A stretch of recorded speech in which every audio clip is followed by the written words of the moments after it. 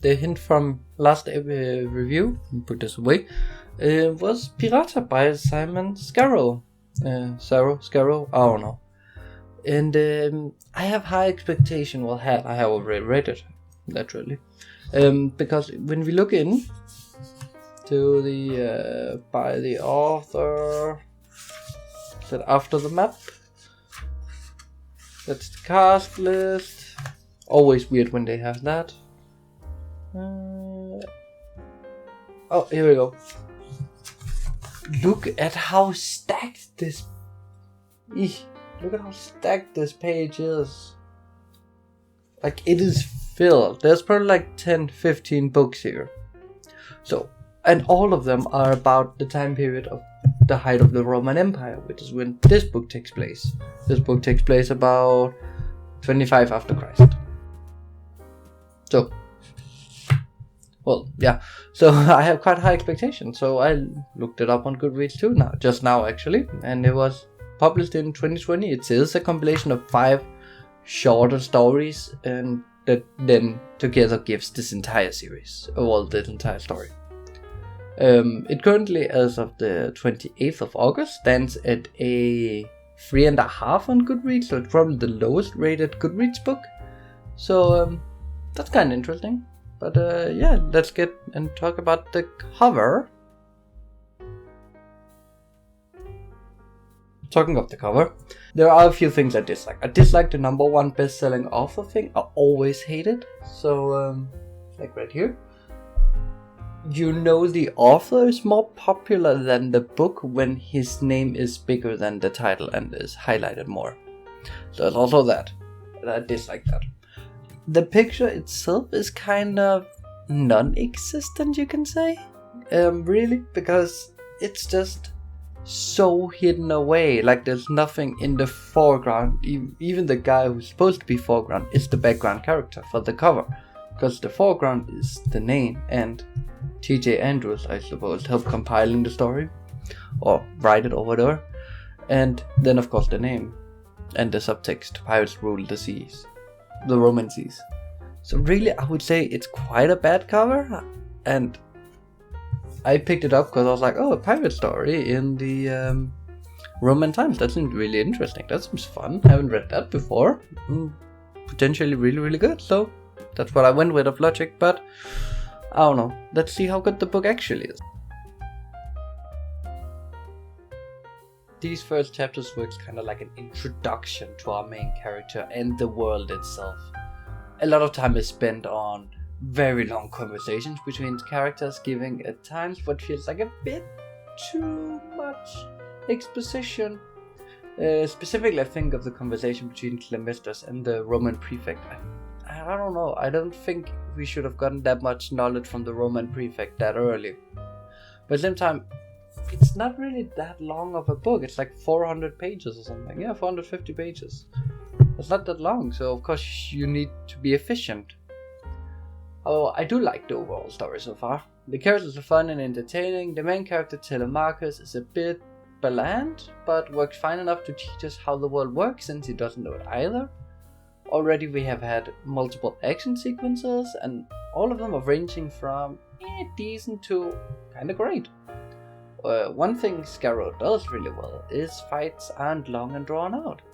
They are short and sweet, and they are simple, and it feels realistic. Whether or not they are realistic is a matter of discussion, but it feels realistic that a sword fight between 2 people is just gonna be over in last 10 seconds at most. Most battles, tend to end after a few attacks. So, that's pretty realistic in my opinion, from how I understand how battles and wars going.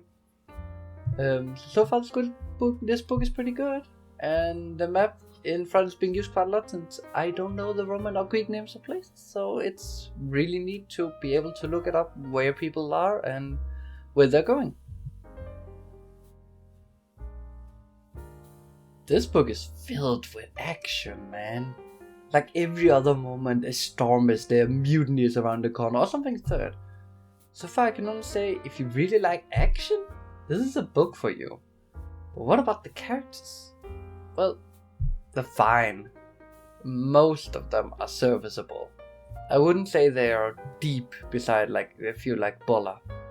Most of them are pretty one note, and I suppose that's fine for this type of story. I would have liked some more discussion about ethics or whatever with being pirates, and I do think most of the Cillian crew were a bit too fast to accept their fate, including Telemachus. I know the argument of his saving his brother or whatever.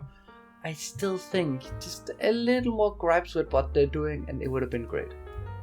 The Citadel attack felt a little small and almost the same as others. It felt like it was another skirmish like the others in the book.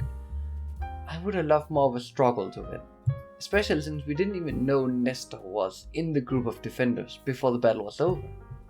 Maybe have Bulla duel him or whatever, then Bulla could have won by disarming him and putting a sword to his throat but not killing him. Otherwise the overall plan was quite smart and felt in character for Telemachus to come up with, so it's kind of an up and down read. So yeah, so far it's not as good as first part expected, but it's not that bad. Given the length of this section, I really don't have that much to talk about, which ironically is something I have to address. But first my thoughts on the story and some of the bigger beats. I think the Hector fight was a long time coming, but it also felt a little too short. I know I praised the book for a short fight sword, but they get a little too short for the emotional value they need.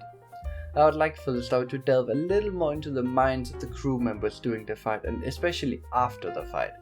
It's just too easy for Telemachus to win, and so far it has had no repercussions, even though we are constantly told how many enemies it got him. On that note, oh my god, the constant mutiny might happen soon is getting quite annoying. So far it's only our main characters feeling it, but it doesn't feel like there's a risk of it. Final story beat is the Agrius captain thing. I like it, and it's about time something new happened, and hopefully he will be more of a character than Nestor, who, even though he was in the book, was more of a named tertiary at best character. It's more of a feared character than actually a character. Lastly, I want to talk about the length of this section. I really feel like this book might be a little too long for its own story. It is quite formulaic, and we never get to learn about the characters. For a book about sailing where they complain about not having to do anything, there isn't any talking, there isn't anything going on.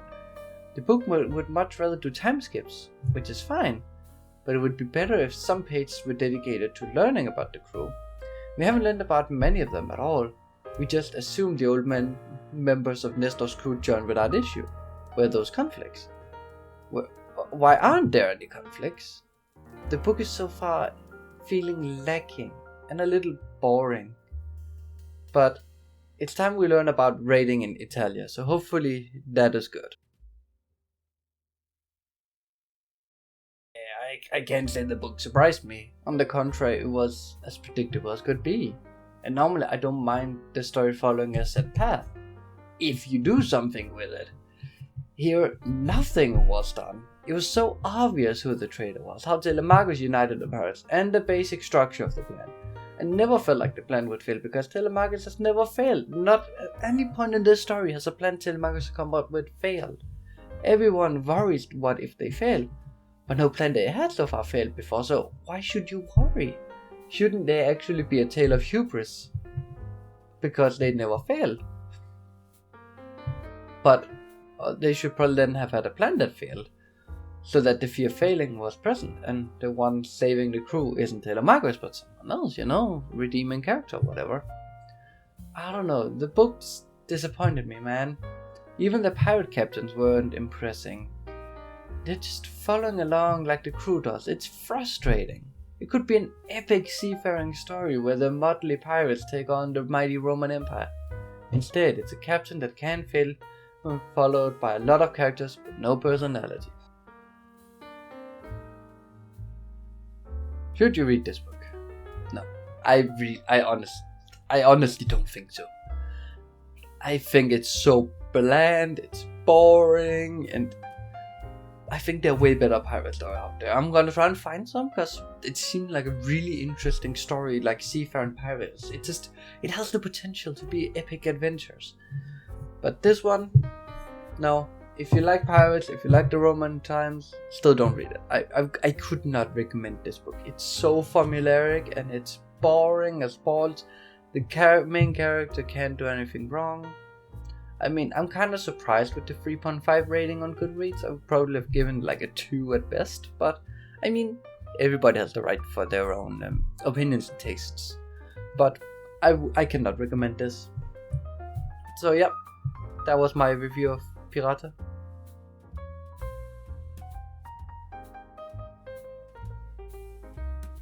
Prologue. No Victor. 333 AR. Autumn. No! Inineva reached out, clutching empty airs. The Piratian pitched himself and her husband over the cliff, taking with them all the hope of the human race. On the opposite side of the circle of combat, Licia Paper let out a similar cry. The strict ritual laws of Domin Shadoom were forgotten as witnesses from both sides rushed over to the precipice, crowding together to peer into the darkness that had swallowed the combatants. In Everam's light, Inineva could see as clearly in darkness as bright as day, the world defined by magic's flow. When magic was drawn to life, and there was little below save barren rock and dirt. The two men, glowing as fiercely as the sun a moment ago, had vanished into the dull gloom of ambient magic as it vented to the surface. Inevera twisted her earring, the horror stone within attuned to its mate on her husband's ear, but she heard nothing. It could be out of range, or broken in the fall. Or there might be nothing to hear. She suppressed a shiver as a chill mountain wind blew over her. She glanced at the others clustered at the edge, reading their expressions, searching for a hint of betrayal, a sign one of them had known this was coming. She read the magic that emanated from them as well. The circlet of watered electrum coins she wore did not let her read spirits as fluidly as her husband's did with the crown of Kaji. She was getting more and more skilled at reading emotions. Shock was clear throughout the group. There were variations from one to another, but this was not the outcome any of them had expected.